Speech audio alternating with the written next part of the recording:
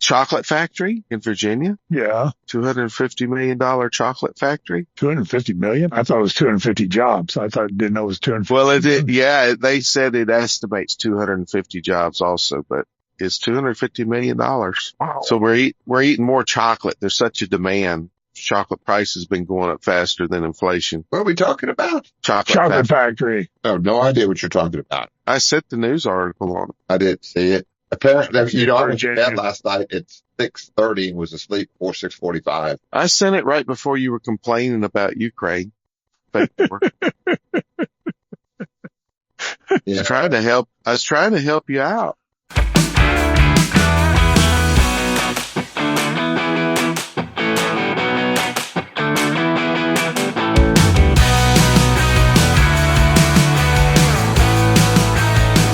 Good morning, gentlemen. Good morning, listeners. Good morning, James. Good morning. Yeah, I got a conspiracy. You know, I had to turn on a light. There was no rain forecast, and it rained this morning. And it's not done. What's the deal with that? Well, they're testing the machinery up here at Bossier, and apparently somebody hit the wrong button. God apparently does play with dice. All right, I got a question for you guys, you smart guys. When they keep saying it's the moon season, what do they mean by that? Is it easier to land stuff on the moon right now? Yeah, I think so. Because SpaceX put a moon lander on the moon in a few days, so that's pretty significant.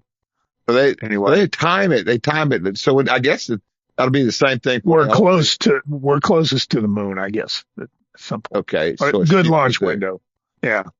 So they'll have that same thing for Mars, except it'll be talking decades, maybe they're not decades, but years of saving time as opposed to, many, many hours now. Yeah. And he's launching something today, you say, right? Starship 8. Tell me about it. What's what we look forward to on this one? Well, they're going to do another, the main Starship is going to do another landing in the ocean. That's what they were trying to do last one. And, they figured out why that happened. And, it had something to do with some, they have this separation between the main booster, the main rocket, and the booster, that it's a cage and it's not pressurized, and somehow some methane or something got leaked into there, started a fire, and so the Starship self-aborted. So in other words, the safety gear all worked perfectly for this eventuality, but they think they fixed that problem after the telemetry, and so now they're launching today, hopefully to have orbital for Starship coming down in the ocean to make a landing like the first one actually did. That didn't get reported very widely. Or the second. Yeah, I remember that happened. I do. How much does each one of these launches cost? Good. That's a good question. I don't know. Lots of money. Whole lot of damn money, James. That's all I'm going to tell you right there. Something like something like a tenth of what NASA always had traditionally paid. Yeah. Yeah. And they're reusing it. So on top of that, And he's making profit off of it too. How? Because his launch is so cheap. Instead of doing all these weird metals, I think he's just using regular steel. Really? Yep. He questioned everything. He's reinvented everything. yeah. And the Russians were making a lot of money on this, by the way, before SpaceX really got off the ground.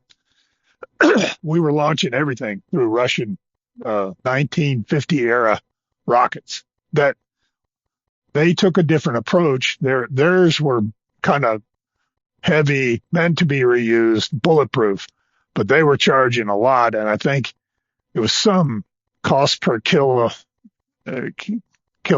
was, or pound. Cost per pound was, I think it's come down 100 times under SpaceX. So, all right. So he says, but we've got to get much better. That's what he said. Well, after of course, he's trying to get to Mars. Yeah. Can't have people going to Mars and blowing up. Is it my imagination? Do I remember that if it were just even overcast NASA wouldn't launch back in the Apollo times that and I would say even with the space shuttle program, they wouldn't launch if it were bad weather. Does he being Trump, Musk, does he launch in bad weather? Not in bad weather, no. So if you have this moon time, it's a short window to launch a whole bunch of stuff to go to the moon, and it's bad weather, you're just SOL? Well, not if you have 5 launch pads in different places. Well, if you don't know if it's going to rain in Louisiana, last night when I go to bed, it was supposed to be clear, and I wake up and it's pouring down rain.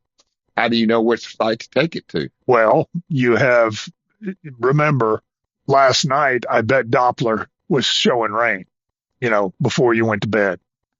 In other words, before, when it was clear, the Doppler probably picked up, we got a storm coming. So they have that same technology, I'm sure, maybe even more refined. And so they say, this one didn't work. Let's pull one out of the mothballs over there now this is what they do with the Falcons. Let's pull one out of the mothballs over there and go to Boca Raton where it's not raining.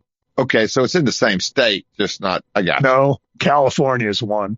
How are you going to get it from Florida to California? You have there.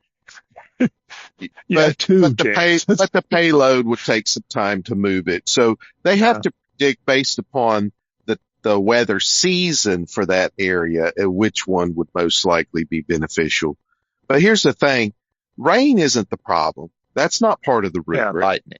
It's wind. It's not necessarily lightning either. They're made to be lightning proof. They'll generate lightning as they fly through the atmosphere on their own anyhow. So they're looking at wind. They're looking at the cloud cover, the thickness of the cloud cover. If they need some visibility for some reason, they got a bunch of other metrics that's much more specific. They really don't care about rain. Yeah. Now, the thing is to have substantial rain. Every pilot knows the clouds will be 6,000 feet thick somewhere. So if you need visibility, substantial rain would imply there's too much thickness of clouds. You're not going to be able to see anything. We were talking about Florida pilots flying in Trump's airspace before we came on in the green room talking about that. And just to give you a little story, I think I told you guys this. What was interesting about it is I have been doing more and more leaving my iPad and my iPhone away from me over the weekend for not seeing it all. That's why when Dwayne said, "Did you see all the stuff I sent you?" I said, no, I have to admit that I didn't have it with me. Well, anyway, I was at the Tech baseball game. Beautiful day. Thank you, Glenn, for lending us that weather and getting your weather machine to send us that weather. But you're welcome. I think it was 71, 72 degrees. It was just beautiful. Yeah. But all of a sudden, phones were starting to go off and everybody said, somebody's invaded the airspace of Mar-a-Lago. Now, I don't know if that's what happened or not, but I did see ultimately that supposedly more than one planes did go into that airspace. But what happened? There was, I think, up to 3 different planes over several hours at different times. And they had to be escorted by fighters off the property. I know at least one was circling. So it's not like they were just accidentally wandering over that controlled airspace path. There was some intentional incursions into that airspace. So it makes me wonder if they're still trying to kill them. They are. So this would have been just a test. So like you were talking about how that they stole some money from you one time.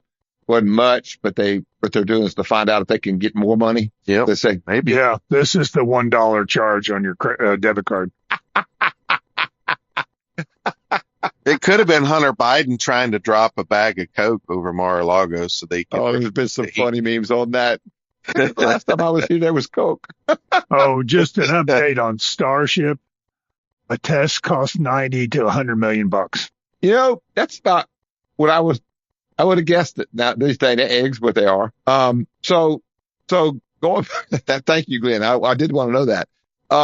So these pilots, has anybody reported who they were or what they were doing? Not that I've seen. I haven't even seen that on X. So that's you wouldn't want to do that in case you want to disappear them to waterboard over at Guantanamo Bay. All right. Now we talked about this because my first thought was that it was just somebody flying and they didn't know what they were doing and they flew over that airspace. Did that happen accidentally? It can. You're not supposed to be able to have that happen accidentally because, well, first of all, if you're flying and you're reporting where you file a flight report, you file a flight plan because you're going to do flight following or you're going to go on instruments, you will get notice. They used to call it notice to airmen. Now they call it notice to something else because airmen sounded sexist. And it will tell you your flight plan is going over areas that have active military zones or flight restrictions or because there's an Elon launch or a president is going to land or take off. They'll tell you about this stuff in the areas you're traveling so that you make sure that you look. So there should be any accidents. If you're flying VFR because you're just going to get up there and putt around low and outside of airspace of air transportation jets and stuff, then it's on you to know about that stuff. You're supposed to do your due diligence. That's just part of the rules of being a pilot. So there shouldn't be any accidental, but sometimes there are. Now, when they scramble, I guess it's F-16s, which you always hear. Is it going to have that little gumball machine flashing light like they do on Naked Gun? I don't think so. No, it's called air-to-air missiles, James. That's what flashes. So F-16 flies up next to you and you crap your britches and you go back and you land. Is that what happens? Yeah. Better. Let's just say you better. That's what you better do. When they show up, it's to let you know you're fixing to be target practice. This is your last chance The to most not be capable fighter jet ever. All right. So my theory, or I asked you this question before, they're not worried about losing a license so much as losing their lives, really. Is that what you were saying? Because a license is not that big a deal. right. Yeah. You know, it's funny. You maybe dig deep in the recesses of my mind. No, Glenn, you don't need to turn on any special warnings. You know that movie about, I think it's The Cat's a Thief of Abagnale. Remember him? He was a pilot, flew all over the place, was cash and check. Oh, Catch Me If You Can. Catch Me If You Can. Abagnale, was that his name? Yeah. All right. So when he was first trying to get the identity as a pilot, he was talking to the head of Boeing or no. It would have been a flight. It would have been like United Airlines or someone like that. It's Pan Am. It was Pan Am. It was. Am I right on that? Yeah. Pan Am. That's Anyway. what it was. He says, yes. So he was trying to get identifications and stuff so he could get what he needed. And so he had this big boss walking down the hall, pontificating, feeling big and important. And he goes, the first thing you got to have is one of these. And he pulls out his pilot's license. Okay. And he says, you have to have two things. You have to have this and you have to have this security ID. Here is the pilot's license. And he said, do you mind if I get a copy of that? And he said, here, you can take this one. It's 3 years expired anyway. Then he says, well, may I see your security ID? He said, no, nobody can touch that. So apparently that movie got it right that license is not that big a deal. It's not. I got a piece of paper the day that I went on my FAA check ride, and the FAA examiner signed me off and handed me the piece of paper. It said, now you have a license to learn how to fly the rest of your life.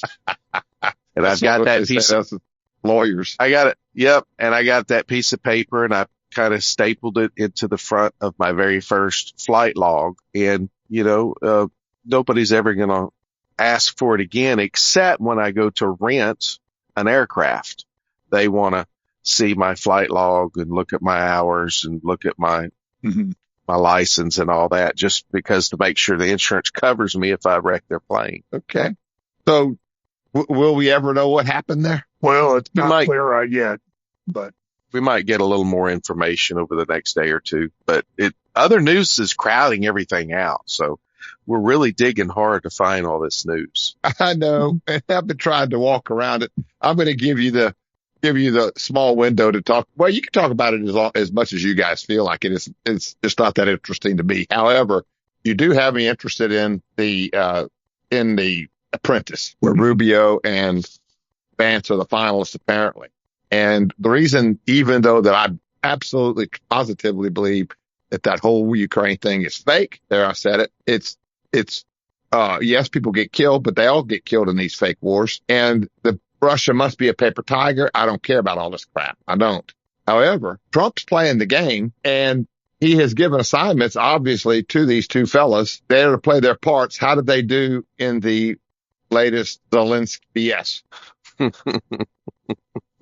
Well, with that characterization, go ahead, Dwayne.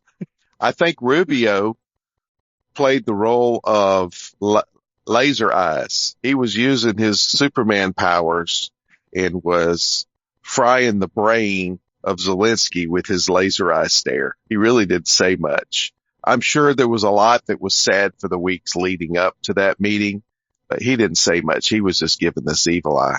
The purpose of this meeting was supposedly what? To sign the mineral agreement. So somebody drew up the papers and he was supposed to come ink them. Right. The papers have been signed up 3 different times. 3 different times he said he would sign them, and 3 different times he backed down. Okay. He was supposed to sign them at this meeting. It was a 50-minute long meeting. We're only seeing the last 10 minutes of it, which was, Trump said, made for good TV. Yeah, he said that to the press corps that was there. This is good TV. Okay, so apparently, from what I could tell, Vance was sitting across from him and could see directly in his eye. Zelensky, all of his nonverbal communications, and it was escalating to the point to where JD could not keep his mouth shut any longer. Donald Trump was sitting kind of beside him. You know, they were in 2 different chairs where they're at a small angle. They're not parallel, but they're just, maybe 15 degrees pointed towards each other a little bit. So Donald Trump's looking more at the press and his folks across from him and just turning his head a little to the sideways to Zelensky. And he's not seeing all these telltale signs. Otherwise, he'd have blown up quicker than J.D. Vance did. So J.D. Vance started calling him out because of the way he was acting. Donald Trump just sat back and let J.D. take lead there for a few minutes. Then Zelensky's responses to J.D. started pissing off Donald Trump, and he started taking up for J.D. And then at the very last few minutes, Donald Trump tongue lashed the crap out of Zelensky and ended the meeting and sent him packing and gave the lunch that he made for him to all the White House staff. All right. So what exactly did J.D. Vance say? That he was being disrespectful, that he should have been more appreciative of the mineral deal, that he shouldn't be debating for more security assurances in front of the cameras, in front of the American people. That, and basically letting him know that he's not following the protocol. He's getting this stuff out of sequence. He's not realizing that the security deal is more in it for his country than it is for America. Yeah, we're going to make some money off of the deal, get paid back, plus a little bit, plus employ some hopefully American companies going after the minerals that they're not currently going after. They can't. They don't have the technology, and they're in the middle of their fake war. So there's missiles flying. But the money is going to allow them to rebuild their country. It's going to tie the 2 countries together, and it's going to give them the security assurances of American contractors and businesses being there, making it pretty scary for Putin to come into those areas once we decide which land they get to keep. But I think Zelensky somehow thinks that, we're going to put U.S. troops on the border with Russian occupied territory. It's just not going to happen. Just like he's not going to be allowed to come into NATO. NATO's fake too. What else? And Trump has pointed that out. Why are we in NATO? All right. So to get to what's important to me out, and that is what do you think Trump was expecting from Vance? Because let's start with this. In my memory, and that includes history, I don't ever remember a vice president being this active, this involved. I don't remember a State Department being this involved, to be honest. So that was different. That he, because you would have thought he'd have just been sitting there like Pence, and that I'm sure glad I'm getting a retirement the rest of my life. It's like having two quarterbacks on the field. Yeah, can you have that? I would say no, except this one factor. It's Donald Trump. Um, you know, the first time ever about this fake war has been going on since Obama, basically. I mean, we didn't have the war or anything, but this whole Ukraine deal is back from the 90s. Yeah. And, yeah. and Obama and the deep state have been trying to do this because they're playing a game of Risk where they want their pieces everywhere. And, this is so avoidable that I can't even stand it. And so this paper dictator they have met with the Democrats beforehand, by the way, had a lunch with them. Is he a dictator or is he a tyrant? Is he there just unlawfully, or is he really dictating? He's setting up the America for a time when we'll have so much violence that we'll have a president say, martial law, no elections. That's all right. So, look, you can be a dictator at the same time you're a tyrant. You can be a tyrant and not a dictator. You can be a dictator, not a tyrant. And let me explain. If we go by what the terms mean, a dictator means that I'm not answerable to anybody. I'm like the king. I can decide for myself. Tyrant, the way I define it, from at least coming from an antiquity, a tyrant is somebody who's there unconstitutionally or not according to the law. He took it over outside of the law. Is he a dictator, a tyrant, or both? Both, I think. If we're talking about Zelensky at this moment, he's both. Okay, then that's the danger. That's a very dangerous thing, even if the war's fake. That's a danger. And it could set up in people's mind that you don't need elections during a war. Think about it. How hard is it to come to this country that way? So going back to it, I want to say that your analogy, Dwayne, I get it, but let me refine it a little bit. It's not like having two quarterbacks. It's really not. You've already stated that his administration is tight, that they're together, they're moving in the same direction, and they're not leaking. He knows he's got his back. He's got his front. He's not worried about getting hit from the blind side. So he is the quarterback. It's like having the best quarterback in the league and the best running back in the league and the best offensive line in the league is what it's like. And so I would say that he's more of a running back, right? That's it. Or a lineman. Well, except that linemen don't talk. You don't really see what those linemen do.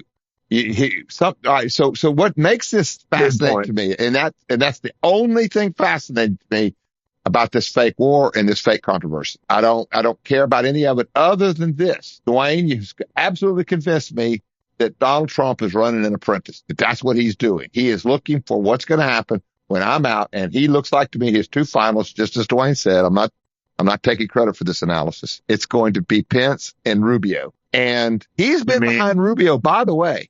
When all of us, including me, said Rubio is not MAGA, Trump was behind this guy. He picked this guy to be his apprentice. I think we'll all agree with that, right? Yep. And so it's these two. And when they said, is Vance automatically going to be the next president? He goes, we'll see. That was Dwayne. This is all Dwayne's analysis. None of this is mine. I just remember these things. I remember them once you tell me. All right. So, and I think you're right. I think that I really do believe that we should have an apprentice update every chance we get, because I think it's as real as it gets. I believe that that's what's happening. Well, I want to know then, going into this, they said we're going in with this guy. Now, at that point that they went where they had cameras on them while they were talking, which seemed a little unusual to me for negotiations. Now it explains it to me, though. They didn't know there were going to be negotiations. They thought he was going to put his pencil on. Yes. He thought it was a signature. Everybody thought that there was going to be a signature. That's why the cameras were there. And Zelensky had told some people before that he was hinting that he might want to litigate for more security assurances. And he was told to wear a suit this time. He was told, don't bring up more assurances. Don't run this stuff out of order. Don't litigate in front of the cameras. You go in there and be appreciative, thankful, and sign the agreement. and we're going to help you get the best deal that you can for your country. Okay. And So he totally did everything the opposite of what he was told. And now we know why. all right. So let me ask you this. Because he's welched on the deal twice, this is his third time. Trump had to know it was possible it was going to happen again, right? Yes and no. I mean, Rubio and others have talked to him and he assured them he was ready to sign the deal. They're like, are you sure? Sure. Because you've twice now at the last minute backed out. He goes, no, I'm ready to sign the deal. And you know what? As of Sunday, he was saying the same thing. No, I'm ready to sign the deal. And then he makes the second sentence after that. But I would like more assurances. So can we safely say that Rubio was Zelensky's bitch? What do you mean? Well, No. I don't think so. I don't think so. Zelensky got some encouragement to do what he did the hour before this. Yeah. They met with him and they talked to him, and then they posted and bragged on X that they met and talked with him, and they encouraged him to fight, to not sign the deal, and to fight for more security assurances. So he Did that was being happen told, publicly, or did that happen behind the scenes? it happened behind the scenes, but they But publicly we found out announced it that's what they publicly. did. Yeah. Was that after the fact? After Yeah, the fact, after they the fact. publicly But before announced. the fact, could Trump have known that happened? No, He had to know where Zelensky was. Well, he might have, I don't know. I mean, it's real easy to say right now. In hindsight. All these questions are directed at the apprenticeship. I want to know how Rubio missed so badly. I don't know. I mean, if it was sabotaged by the Democrats, all right, let me just say this. Knowing Trump, because I don't belong in the shadow of his shoestring in ability to think things through. I agree. I understand that. But I also know that when you've dealt with a lawyer who's done something more than once, expect it a third time. All right. So I don't think that Trump went in there knowing it was going to happen. I think he was maybe hoping or confident that it could happen because he realized he's down to his last chance. he had reasons to think it was going to happen this time. Number one, Zelensky begged to come to the U.S. and meet with Trump personally on U.S. soil so he could sign the agreement. That's the All right. first. So Rubio was there, correct? Yes. But he was not as close to Zelensky as Vance was, right? No, I think they were almost sitting beside each other, weren't they? Well, I mean, it doesn't matter. One of them is going to be closer than the other. Across. They were sitting Vance across. was right across, and Rubio was next to Vance on the couch, same couch, looks like. Okay. Looked to me like it was more of a semicircle thing. Okay. Anyway, so let me ask this. What in the world would have made Vance think that it was okay for him to speak up? Because he saw the eye rolling and all the nonverbal disrespect that was happening. That Trump couldn't see it. Yes, he didn't see all of it. I didn't. Maybe out of the corner of his eye. How did he start the conversation? Vance being Vance, or his part of it. What was this? What did he say right out of the box? He's something to the, like say, I saw it, but I didn't memorize it. Something. No, I was going to cross you on it, Glenn. No, you were refusing to even talk about it. You can't establish yourself as an expert and then don't expect me to do I'm not an expert. I have not established myself as an expert. I can barely talk about this stuff. All right. Do you see what I'm getting at? I'd like to know what this apprentice did, because I mean, you could overstep as an apprentice, right? Hey, whoa. You're on. He jumped on him when he was disrespectful to the United States. And he said, I think that is very disrespectful. That's what I remember. You know, the United States, I saw after we've given you all this money and I got you. continue to give you this money. And so he jumped on that. So that's the effect. All right, I think I got it. So he was supposed to come in and sign it. Then he starts saying, I need more assurances. He starts rolling his eyes when someone would speak. He was being disrespectful. He would wear a suit. The whole time Vance is thinking, this isn't right. Trump can't see the rolling of the eyes. I've had it. You're being disrespectful to my country and flag. Basically. Yes. Yeah. Okay. And remember, he's a military guy too. So, Well, I will say this, that the little piece, I've seen one tiny clip, and Zelensky says something to the effect of, you're going to feel differently later. And Trump says, don't tell me how I'm going to feel. you got no cards. Exactly. You got no cards. Because that Trump has been going through that now for 12 years. People telling him how he thinks. Yeah. Oh, I have way better people than you tell me how I think, and they're wrong too. Anyway. by the way, in that movie, Limitless, there's a scene where the main actor's main part, his girlfriend, is being chased by a boogeyman with a knife. So she runs across a park, and then she gets to an ice rink, and she gets on the ice rink, and she gets a little girl, and she twirls her around, and he cuts that guy's face and knocks him down with ice skates. Right behind her, bigger than Dallas, Trump. There's a Trump. Can't make this stuff up on, it's so funny.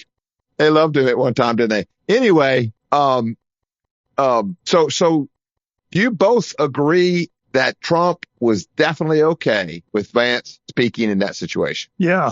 He did not break some type of protocol or, Well, I mean, it sure didn't look like it. I mean, it's unprecedented to see the sausage being made.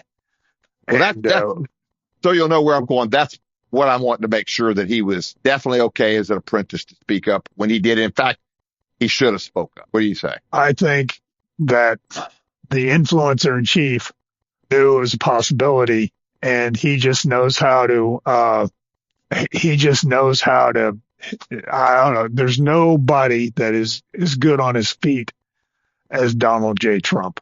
Just nobody. So It did not seem, when J.D. Vance spoke up, it did not seem out of order. Okay, that's what I was wondering. Or inappropriate. Glenn, I've got a link there. I can't get mine to play the audio. If you want to, you could open up that browser clip. That's the last 9 minutes or so of that 50-minute meeting where everything blows up. And I believe it starts with J.D. Vance speaking up. So we don't catch the sentence or two before that, but you might be able to play that if we want to hear the beginning of it. All right. So while he's doing that, let me ask this. I got the feeling that any chance of a deal, if it wasn't already gone, which it might have been, was definitely gone with J.D. Vance. A deal right then. J.D. Vance, once he spoke up, there was no chance Zelensky was going to sign that document. It became combative, right? Yeah. Okay. Where do we fit into the Dwayne decision-making tree today? I can't get it to play so you can hear it. I don't know why. This is one of those situations where it keeps changing between several different choices. It was going to, Zelensky thought it was going to be a compromise or a collaboration. I don't know which of the two, but he turned it into a contest and he lost. He thinks that he's going to win, but the next day he realized he's not. Matter of fact, Donald Trump signaled that the only way to go back and sign this mineral deal and agree for a fourth time is he's going to have to totally change his attitude. Well, I don't know that I'd give him a fourth chance. I kind of know that baseball's the perfect game. It's God's game, and you only get 3 outs, 3 strikes. You get 3, and I believe God invented the game and expects us to learn. So I think this is done. If you ask me, and you're not, but I'm going to answer it like you are. I think that they knew going in it was very possible he would back out, that he is not stable as a human. I really believe that. I think that Zelensky is not stable.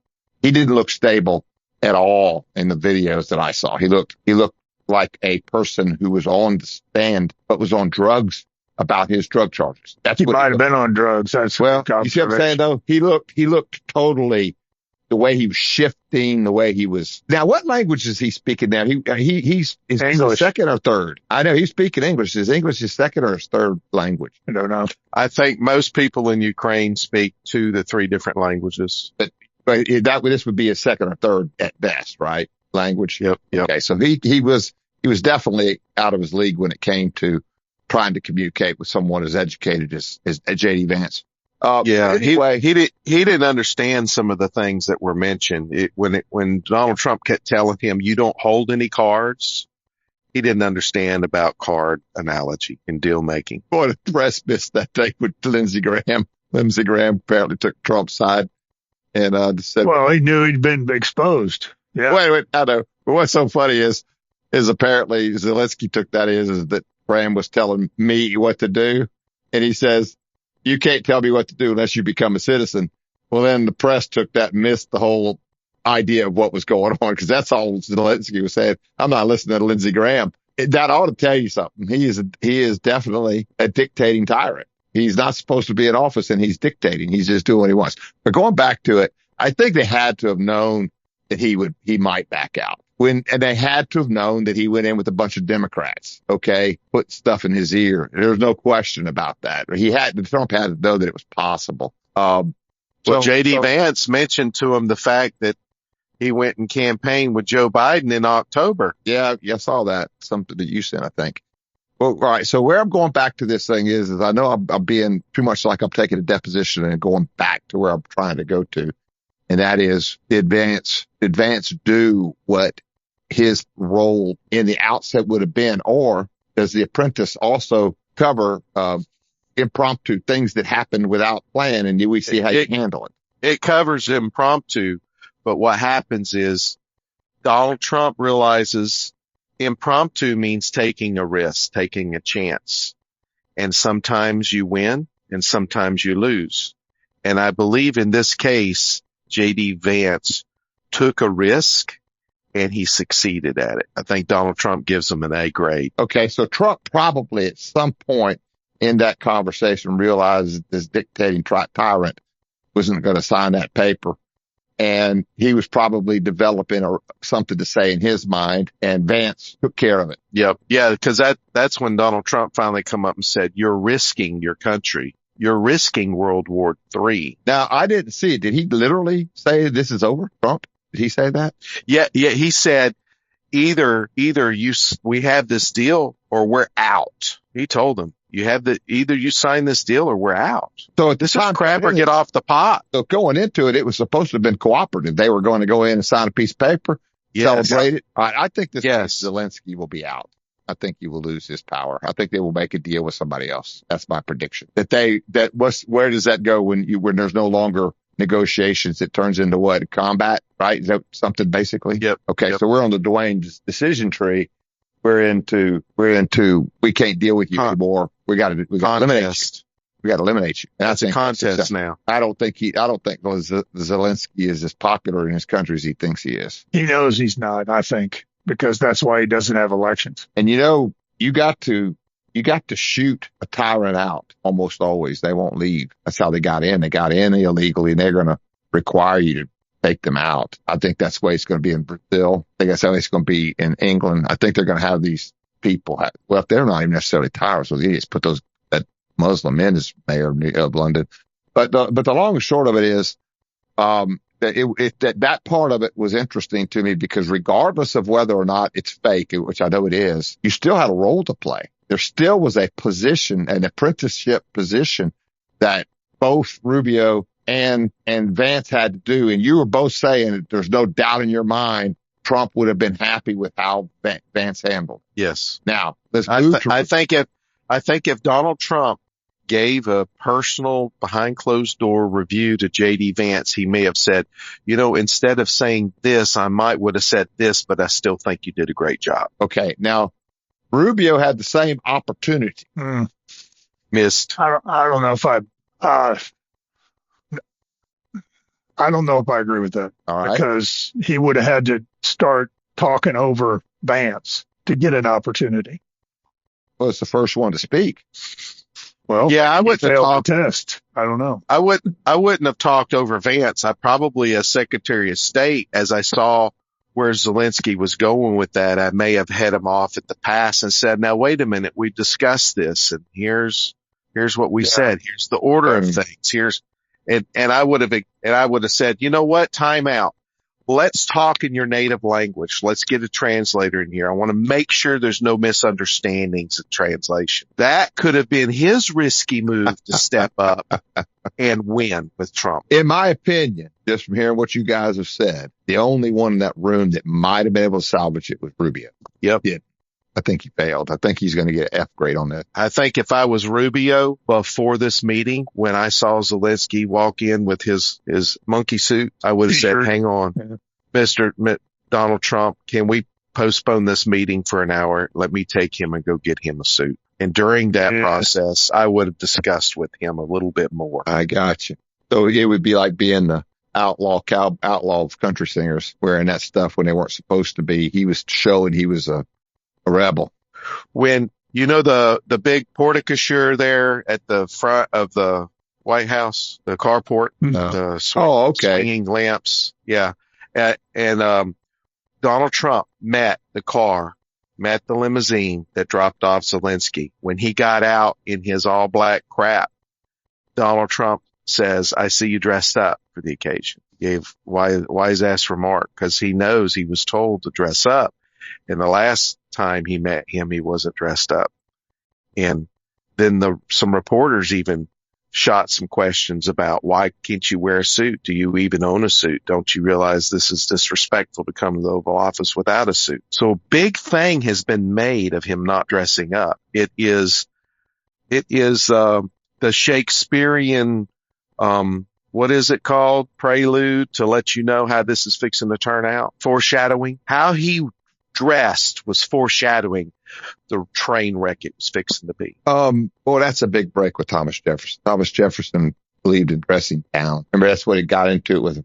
Don Blank it'll come to me in just a minute. The first ambassador from England to Thomas Jefferson, Meriwether, was a disaster because Meriwether was dressing up and the cabinet and president were dressing down. I don't know what to say about that. I will say this, there is protocol, and the protocol under Jefferson was dress down. The protocol here was to dress up. And if you are in someone's country, you are to follow protocol. So I'll give Trump. I just wonder why he wanted to do it that way, because Zelensky known for being informal? He's always this rebel leader kind of dress that he uses. And everybody's called it out as fake. Well, or at least a great majority of people have called it out as he's just playing a role. And you've got two reality TV stars basically here.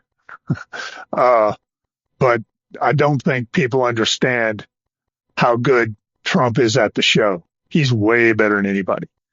And he was putting on the show, and this guy interrupted it, but he's so good and so quick on his feet. He just said, no, you're out of here. I felt like that was reason fight or flight, though. I felt like that was Trump not willing to continue on with the Dwayne decision-making tree. I'm not saying it's wrong. There are times in fact, you were there for a mediation one time, Glenn. I walk away. You can't. We're not going to. You got to be able to walk away. You're never got to be able to walk away, and you do it as politely as you can. And I don't think that Trump was ever. He was firm, but that's what fight back looks like. Sometimes you have to fight back. And again, last week I did, and it exhausts me. I don't like doing it. I will. I don't like doing it. But art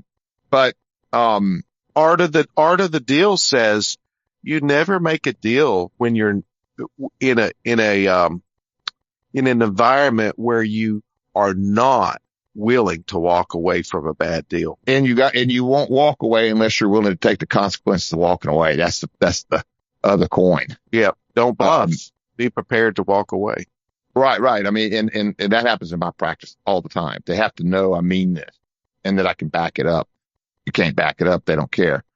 So if you just, again, I have not seen this. So people listening, this is just me trying to pick the brains of two smart guys. But if you ask me, Rubio failed here. Not saying tragic, not even saying it's not recoverable, but it was his deal and it didn't happen. You got to start with that. It was his deal. Yeah, proof is in the pudding. Yeah. And then he lacked the creativity. He just let it careen off. And from what you're telling me, Vance continues to show that he can think live as he's going. In other words, what's the word I'm looking for? It's not, he does. I do better. I don't know. I probably think on my feet fairly well, but he is a master at it. And not only that, he doesn't misspeak. I don't know how he does that. That's the big thing that separates me from the big guys. The big guys, think on their feet, and so can I, but somehow or another, exactly what they want to say comes out in perfect English. Yeah. I don't know how Vance does that. He is an amazing. Did he come across that amazing here, or did he come across what? He came across to me. Take a No, firm. What do you think? I think he was firm. He came across to me as, this is America. You don't get to come do that here. Boom. If he did that, if he came across that, he won. Because everybody wants that. Don't come to our place and kick us around. It's that old Notre Dame thing. Nobody comes into our house and kicks us around. That's basically what he did. I think so. Why did Trump take over? He had to.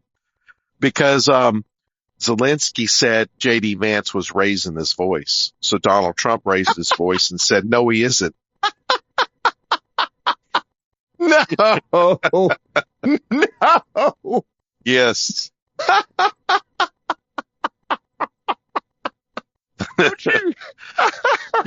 You have got to watch it. I'm telling you, you may hate the fake war, but this is you got to watch it. Didn't, though? Aren't you glad I didn't watch it? It's better when I'm taking a deposition. I'm telling you. All right, so I'm getting it now. I happened across a couple of things in Instapundit talking about the disrespect by not allowing Trump or Vance to finish a sentence before Zelensky spoke. Is that a fair analysis? Yeah, they were constantly talking at the same time. And J.D. Vance is so polite.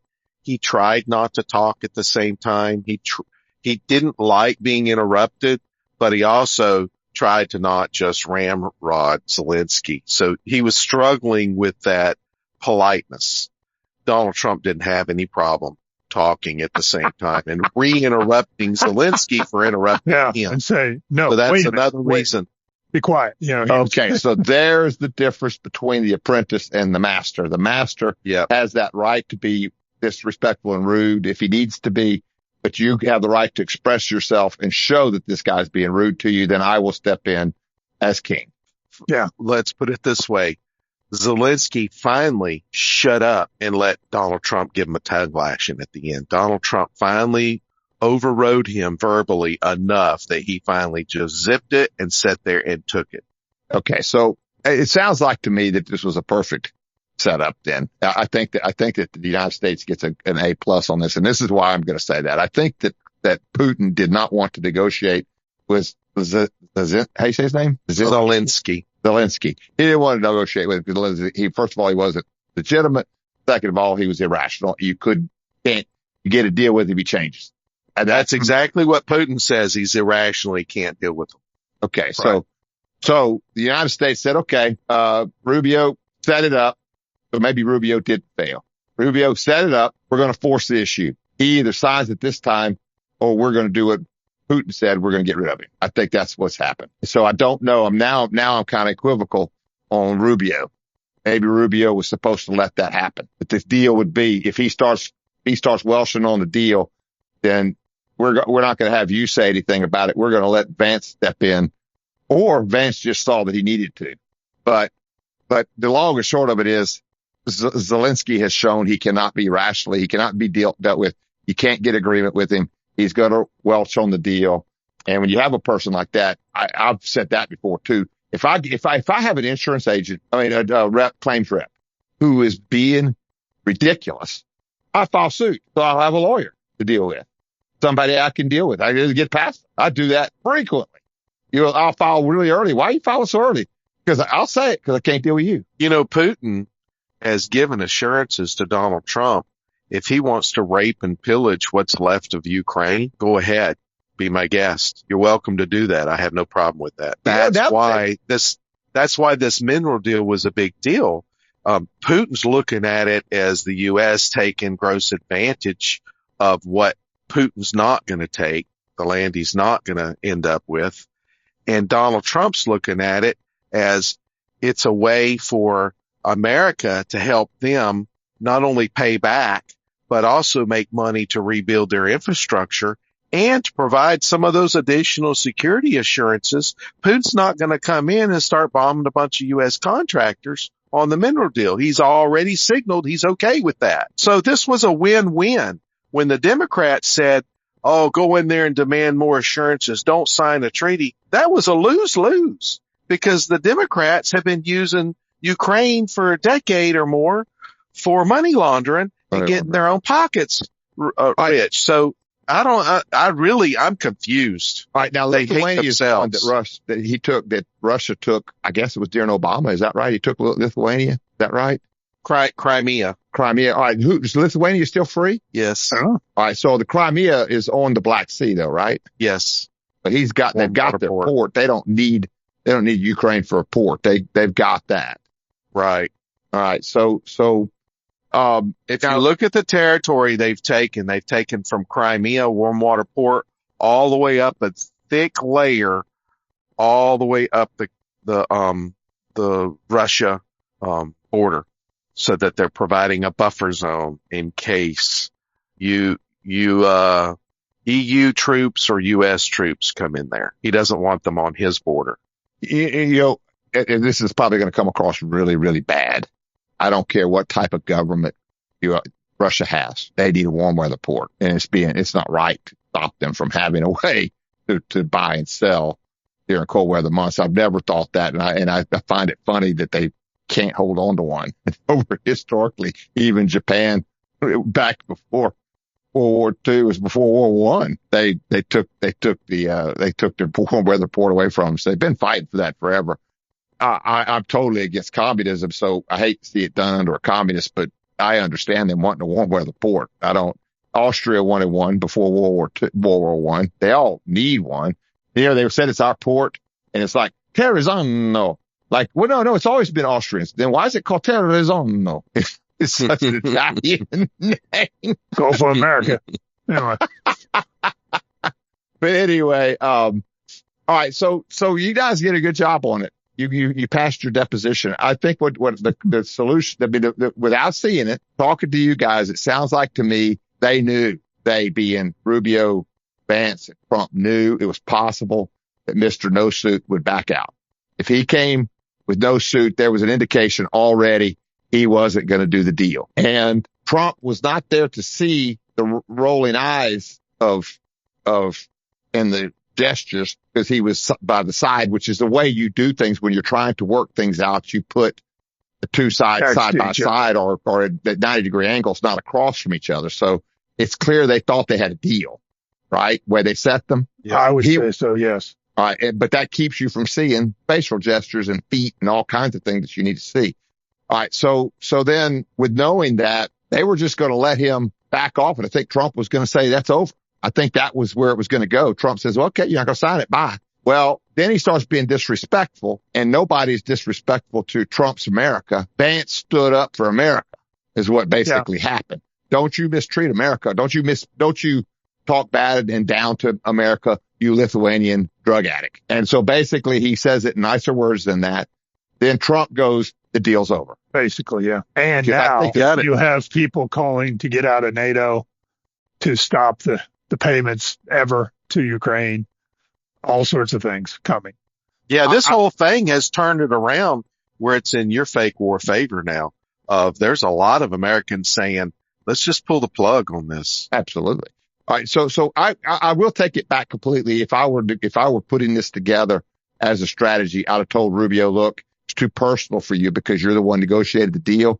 I don't want it to be you hurt my feelings. I don't want it to be you lied to me. We're going to keep it. No, we're going to keep it. You backed off the deal. That's it. I think they knew that it was possible. It was his deal. Ultimately, yes, he failed. I was saying that earlier. I back off that though. If I were Trump, I would have said, Rubio, you need to be quiet on this one. That's what I'd have done. And yeah, I think that contingency was there. And it's so much so, James, they thought it was staged. A lot of people are accusing it of it being staged, on the other side.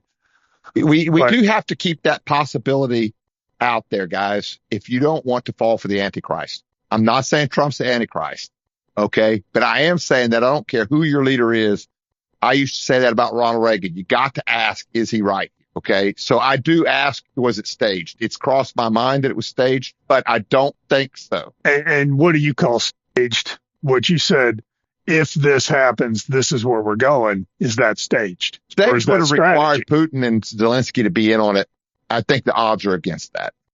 I do too, but it is a possibility, of course. You have to at least consider it. I mean, there are a lot of things that make it look like Trump is Maybe a Antichrist, 1% chance. the false prophet.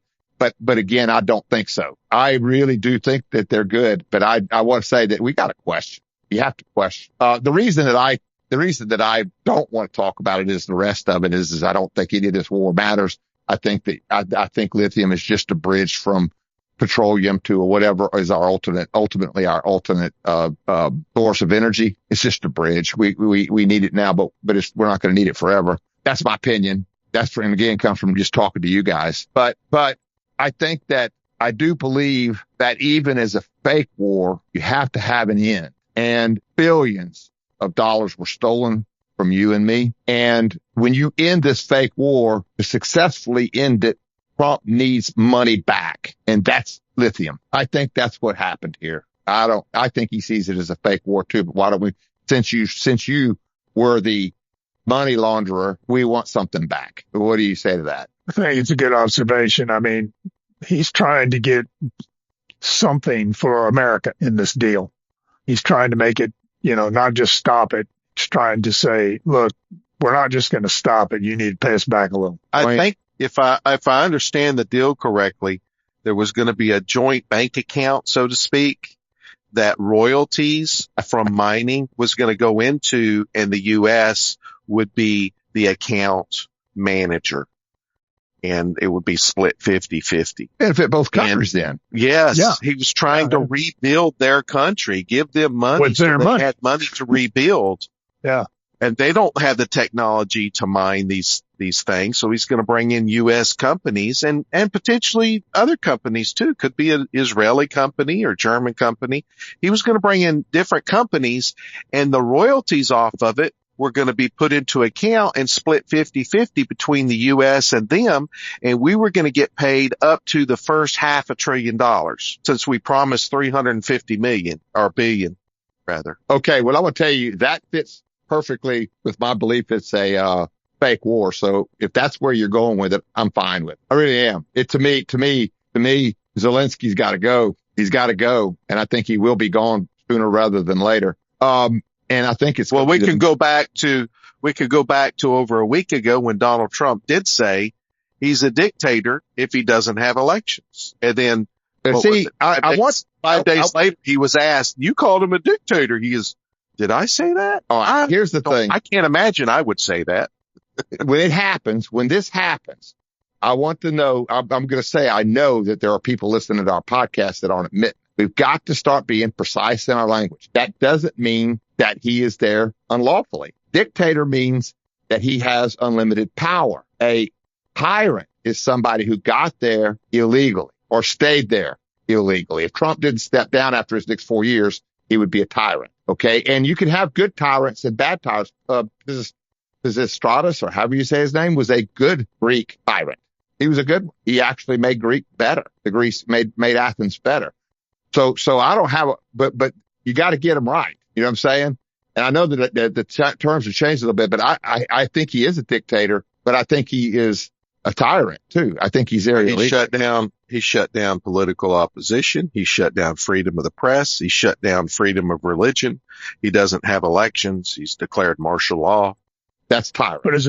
He put his opponents in jail. Right. That's a tyrant. So I'd like to see him start using the proper term, because dictator doesn't tell you what you need to know. You can have a benevolent dictator.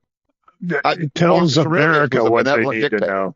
What's that? Well, because you've got to understand that from a persuasion, tyrant is going to sound like what's a tyrant to most people.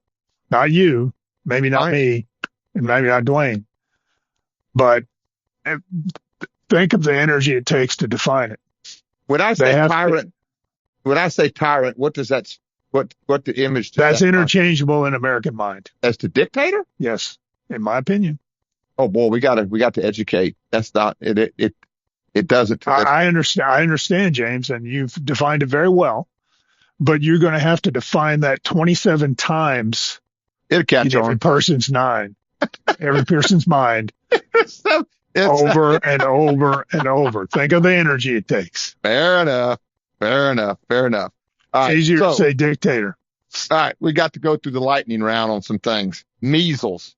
Did that come because of the open border? Why all of a sudden are we talking about measles? I Yeah, think we it get is a lot of open border. I think it's open. we got a Yeah.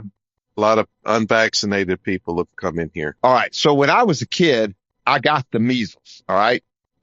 And I got over it. I put socks on my hands so I wouldn't keep sucking on the sores. So I don't know why I was doing that, but I would. I was sucking on the sores. So my mom put socks on my hands. So I know. It's like a freaking dog. It's survivable, but there is a percentage. It may be in the high one digits of children that can get complications from it and die. But we all can get complications from a cold, die. They're just saying the vaccine pretty much eliminated that possibility. I think that I'm going to trust it. All right. Did we talk about that yet? You go ahead and show how you think that this is how the CDC should approach things. You did it in the green room. Yeah. So our RFK Jr., who they said, oh, he's anti-vax. No, he's not. He said, in response to this outbreak, I have directed CDC and ASPR to work closely with the Texas health authorities to provide comprehensive support, and their efforts are going to include technical assistance, laboratory support, vaccines, and therapeutic medications as needed. I thought that was the most well-rounded and well thought out response I've ever heard of that cabinet member offering for a situation like this. It doesn't sound like anything I've ever heard from the government. No. I know. That sounded so reasonable. Actual action. Common sense. Okay. So actual action. Yeah. Let me just throw a tiny sprinkle of cold water on it. Just a small. Okay. Because I do agree with his response. I want you to know that no matter what Catholic baptism. Huh? Yeah. Catholic baptism. Flowing waters. All right. So that's for the people who listen to the Wednesday podcast. All right. So, I don't think we should have a CDC, but if we're going to have a CDC, that's how it should sound. Okay. I do believe that private companies would more than figure this out, that we don't need the government to tell us when we need a vaccine or what our response needs to be. We don't need it. We can handle it on our own. However, I want to say this. My biggest concern is not while RFK is in. If we still have the CDC when Trump leaves or when Vance leaves or whoever the last Republican that's out the door leaves, that CDC will be weaponized. That's the concern. I don't think we should have it at all. I think we need to get rid of it. Money. It's also money laundering. Yes, exactly. So, however, I want to say that with that said, if I were to hear that from some company, like name me a big company, MD Anderson's cancer, you can name another one. There's that one up in Minnesota that's very good. If they said that I'd go, boy, that's thoughtful. That's it. That's exactly what you should say. So I'm going to give him 100 out of 100 on his response. And thank you for pointing that out. That sounded like nothing we've heard out of the government ever. I know. So I'm going to give him complete kudos and I hope that he goes into private enterprise afterwards and keeps it going for sure. All right. So Pam Bondi's catching a lot of grief for the dog not barking. Epstein files. Why aren't we seeing any prosecutions or anything like that? Why is she on television? Wait. Why is she on television so much? Why, if she weren't on television, maybe we'd see some prosecution. I'm just giving you what the criticism of her is. Now you tell me where I'm missing. Well, I don't know if you're missing. Okay. What the people are missing. I'm repeating others. What I think is going on is that, she's still only got like 3 of her people there, and you still have all these. I didn't think we'd ever see anything of the Epstein files we didn't already know. I still think that, because it's too inflammatory to too many powerful people. Now, will she try? Will she go after it? Yeah. She's also something that just kind of struck me. She's 60 years old. 55. 55? Okay. Well, let's say 55. So she looks like this person who knows everything about, the digital world and everything, but maybe she doesn't. And, so to me, I think she's just been in there a little while. That's what Elon said when he was on the Joe Rogan podcast. because he asked about that. He said, look, you've got to realize that she's only been in there a month. She's Not even a got month. she's got two or 2 three weeks. people. Yeah. 2 or 3 people with her that she can trust, and everybody else is probably undermining her. So that's hard. He said, give her some time. That's what I'd say. That's what Elon said. She even mentioned when you become a cabinet member, especially with a bureaucracy, deep state embeds like we've had with all the weaponization of these departments, you don't get power immediately. The power will come slowly. You have to weed out and fix the problems. And so she's alluding to the fact there will be people fired over this bull crap. Can I give it from a legal York. perspective now? Because I did not agree with anything. None of the criticisms that I've heard of her hold water from a lawyer's perspective. Okay. Mm-hmm. Let's go back to explaining. And I remember Jim was still podcasting with us when we were having all the controversy about the stolen 2020 election. And he has been around with us filing petitions, complaints, briefs, memos, how much work it takes and how you could take a month to write something and still make mistakes. And that's what Sidney Powell had just days, 48 hours to file some of these things. And there were mistakes, and there were lawyers that were grandstanding, talking about how bad she was. Does she know what she's doing? And Jim made the comment, I think that she does. I think she didn't have the time. Remember that? Yeah. Jim pointed that out. How do you can't possibly get something out that complex, especially in an area of the law she didn't know going in. She had to do the best. Why was she having to do it? Because none of the big law firms were allowing anybody to represent Trump. Remember that?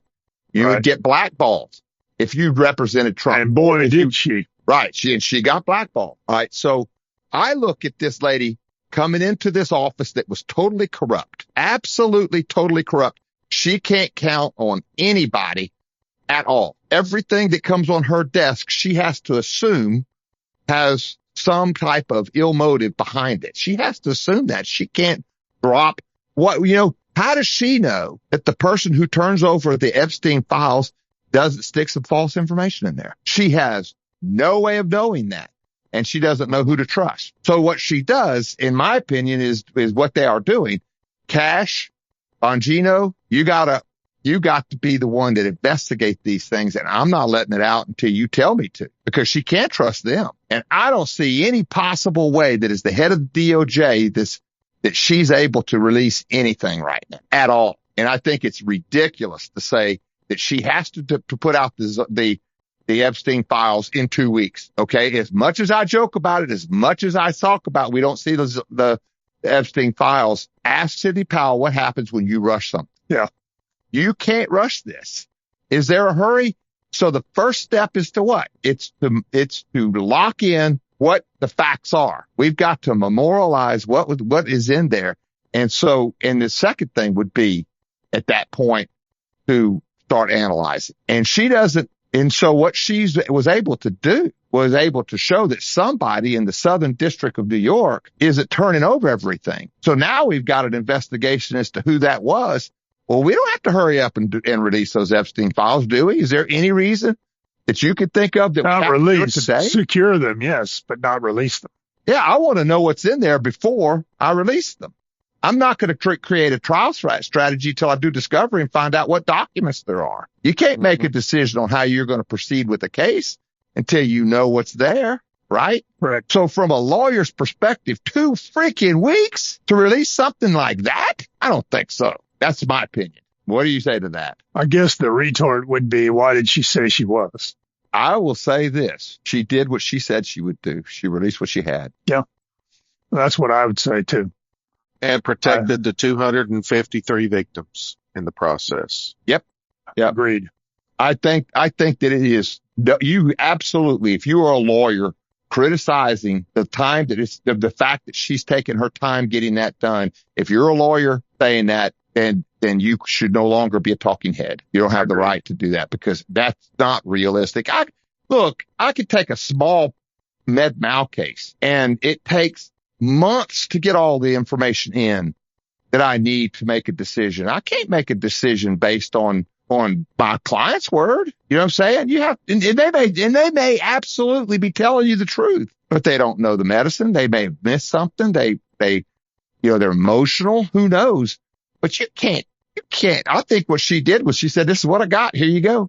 This is it. You see what I'm saying? Mm-hmm. Dwayne, you're awfully quiet. Oh, I commented. I agree. She did what she could. She lived up to her promise. But I agree with you that she's not in a hurry, other than the public, and Donald Trump said he wants this information released, but she said she will protect those victims first. That's her most primary goal, is to protect the victims and get the information out as fast as possible. But now she's got a second goal, and it's personal to her. She is going to find out who was withholding this information, and they will be gone. And I think that's part of what Trump is trying to do, is rid the disloyal, get rid of them. And so this was the perfect opportunity to set those idiots up that were hiding it. I bet they already know about it. I'll bet you Trump already knew what was in there, but she knew they were lying to her. I don't know how much of that's fact, but I will say this, that now there's an investigation. I'll guarantee there's an investigation of the Southern District of New York as to what happened when you were told to put that to the top person at the DOJ, and you didn't give it to her. I think they stepped into it, because a lot of this stuff about you can't fire them, you have to have cause. Well, now we got cause. Yeah, there you go. Tomorrow evening, we've got the non-State of the Union, State of the Union. Well, I guess so. This is rapid fire. What do you mean by that? Well, they don't call it State of the Union after a new president is installed, just within a month or two later. So it's just called a joint session of Congress where the president's invited to speak. It's still the State of the Union, but they, for some reason, don't like calling it State of the Union. Because it's not his state. It's the previous administration. Yeah, it's Joe Biden's state of the screwed up union. It would be more of the title. I would not be surprised that all this stuff we're discussing is going to be brought up in there.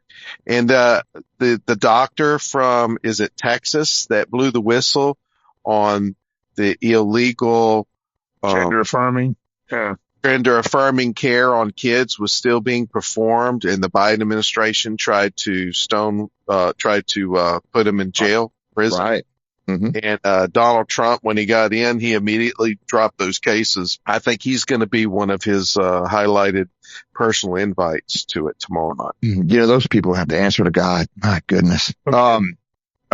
So before we get too far, I did it. It was me. I want to go back to RFK and his CDC statement, basically, that he made, that we all agree was spot on. Why is Sonic not putting beef tallow now that they can, and make our burgers delicious again? Why is Sonic falling behind Glenn? You're not the Sonic spokesman anymore. You're speaking from the outside. You can. Well, okay. It sounds real easy to do, and sometimes it is. I would bet the companies announced they're going back to beef tallow don't have it everywhere now. Okay? Because the supply chain has to catch up, unless they were anticipating. Now, I bet some are.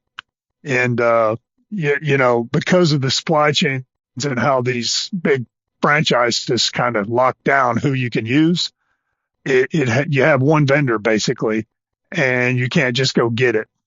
We used to do stuff like that, but they come down on you pretty hard if you do it. You're violating contracts, blah, blah, blah. So it's going to take a while if they do it. Also, DEI is not dead at Sonic yet. At least not at the Inspire Brands is still pretty much invested in DEI, and making sure there's enough representation of every, identity, laying around. Because that's still a holdover from that. So I can't speak to Sonic and why they haven't done it or announced it. I'm not sure why. They all eventually will go back to it, won't they? I think unless something happens. It's going to be a better burger. It's not have anything to do with the burger. You're not listening. The fries. It's the fries. Excuse me. Misspeak. Fries. I meant fries. There's Sorry. plenty of beef tallow in beef. Okay. So they should taste fine. I didn't mean to. That's why I'm not JD Vance. I misspeak some. Yeah. But, yeah, the fries, we all knew that a long time ago. The dirty little secret is when we were saying vegetable oil, it was a vegetable, beef fat mixture. All I know is McDonald's, when everybody was doing it. McDonald's fries used to be delicious, and they're not the same. They went to hydrogenated seed oils, like everybody, because that was healthy. That's what we were told, and we didn't really in the industry didn't think so, but every customer did. So you had to do it. So now you can go to Steak and Shake, Popeyes, Outback Steakhouse, Buffalo Wild Wings, and Smashburger, and they're all frying their fried items with beef tallow. There we go. Probably. All right. If I've got vegetable oil sitting on my shelf, I'm not throwing it away. Okay. When they run out, they won't reorder that. Okay. Now, with that said, we got to move on because it's lightning round. Alexis Plus. So one of you guys predicted they would have to upgrade. Apparently you were right. Well, we talked Thursday and Friday about AI, and we threw some hypotheticals out there, and it sounds like, Amazon took us up seriously. Listen to our podcast and made the announcement this weekend. What did we say in our podcast? Remind me. Well, we were talking about all the cool things AI can do as its intelligence increases and starts matching or surpassing us. So now, Alexis Plus will be able to have conversations with you. Well, I'm going to send this to you guys. A part on my lawnmower. My lawnmower's old enough now when a part breaks, I'm not upset about it anymore. It's an older lawnmower now. But I lost a idler pulley, and I tried to use AI just for fun to try to find the right part, and it can't do it. At least I can't use it to do it. I'd like to send it to see if you guys could see a prompt. It's not really to help me. It's just to see if you could help me understand, or maybe we can understand what it's going to take for AI to do something like that. Because I took a picture of it even. I'll explain it to you. You know what I'll do? I will copy the entire thread I had with it, send it to you. Okay? If you don't mind. Be for fun. You don't have to do it. It's a homework assignment if you want it. All right. I do not want this day to go by, and we're past time, without talking about boy. Because it sounds like the FBI may be committing felonies or something. Well, it's called BOI, Beneficial Ownership Information. Biden was pushing this. The Biden administration was pushing this pretty hard. Basically, they wanted you to put a form in of information they already had, and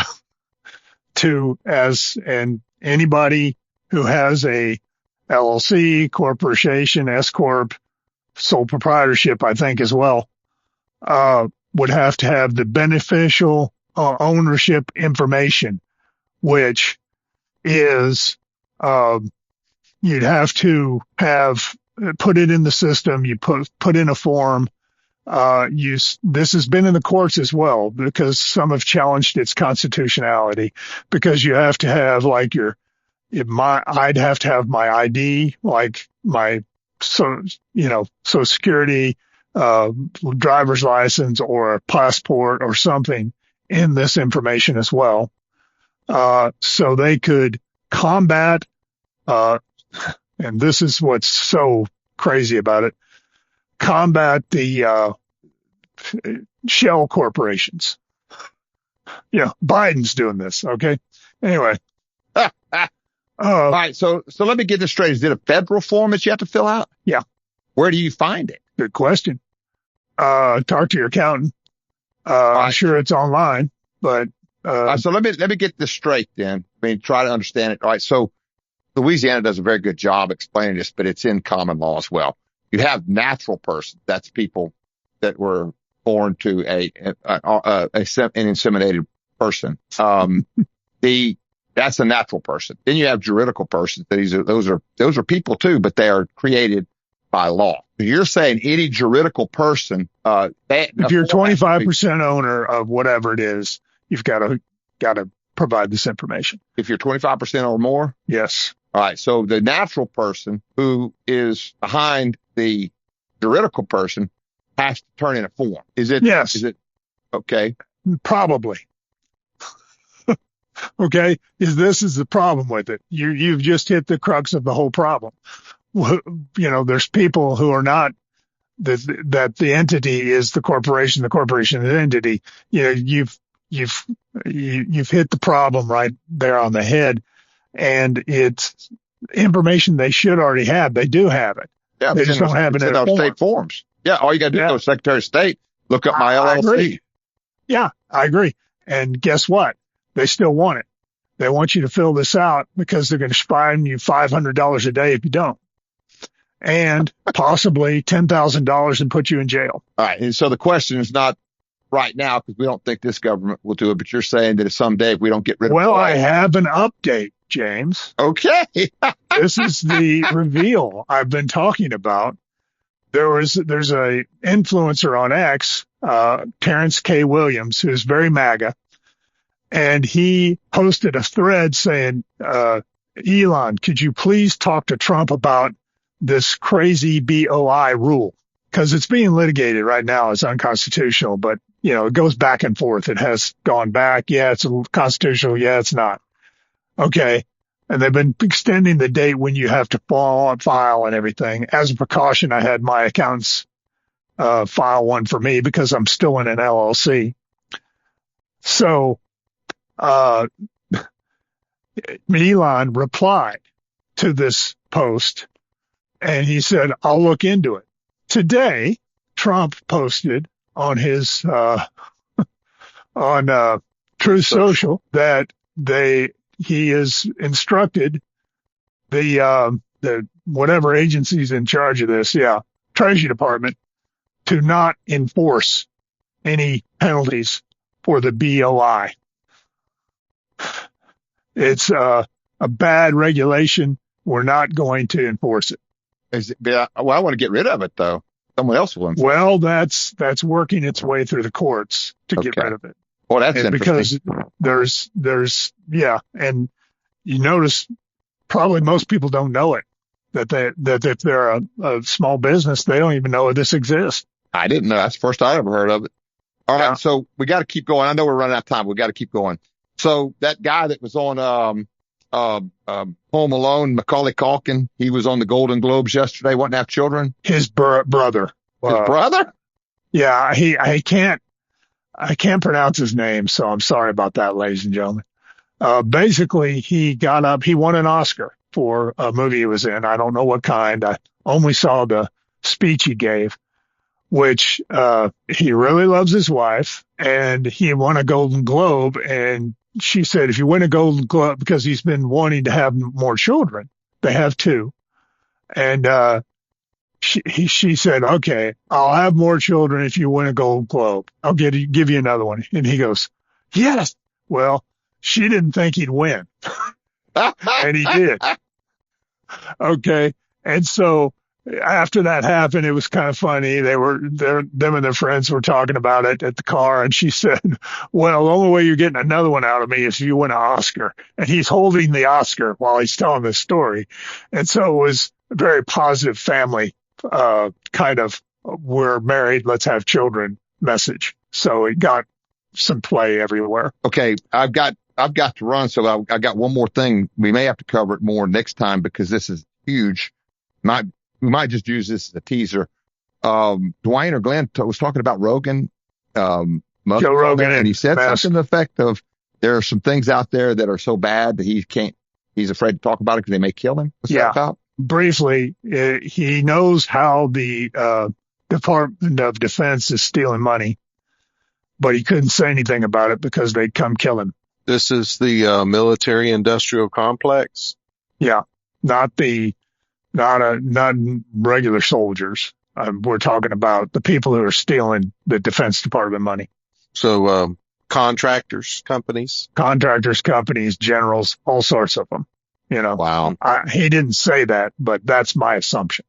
So and he was not being silly. He was dead serious.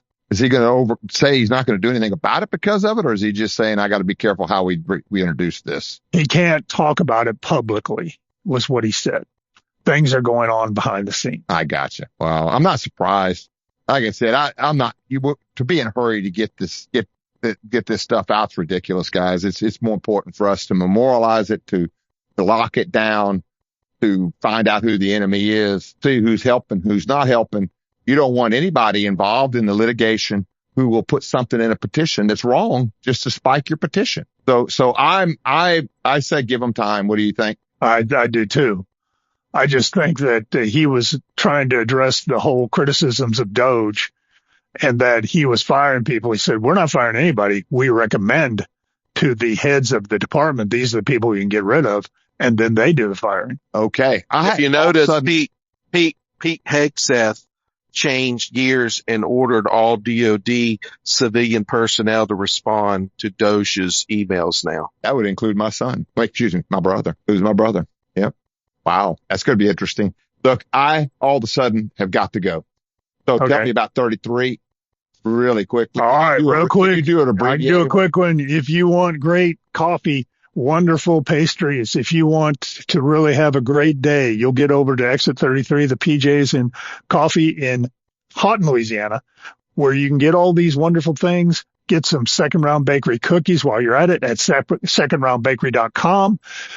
Get the cookies, go there. While you're thinking about this podcast, give us an email or a comment at podcast@thejamesperspective.com. Podcast@thejamesperspective.com. We would love to hear from you. Thank you, guys. But I've enjoyed it. Learned a lot today. We'll be back tomorrow with news, and we'll talk about. I'm sure there'll be a lot to talk about. You betcha. There always is. Thank you, guys. Bye-bye. Bye-bye. This copyrighted podcast of The James Perspective has been paid for and funded by James M. Wilkerson. Any rebroadcast, reproduction, or other use of this podcast are a permutation and combination of words and sentences used in this podcast without the express written consent of James M. Wilkerson and The James Perspective is strictly prohibited.